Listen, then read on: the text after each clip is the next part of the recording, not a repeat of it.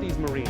The Crucible is their final test before they become Marines. They're out for 56 hours, they get 3 meals, a total of 8 hours sleep the entire time. They're exhausted, they're tired, they're dirty, they're working hard. And you watch a fire squad of 4 guys making their way under barbed wire and shots fired and all of this mayhem and it's dirt and sand and it's crazy. And they're dragging themselves across the dirt. And one of the guys is tired and starts falling back, but they have to achieve the mission. They've got to get to the other side. But what do? They stop, they go back, they grab his webbing, and they pull. They slowed themselves down because they'd rather slow down with all four than go fast with three. To go fast, go alone. To go far, go together. Next time somebody says, what are your goals? Stop saying to increase top-line revenues by $1 million or $10 million or whatever you want to do next year. And start saying, we're building a company that's going to last 100 years. Watch the changes that happen inside the company.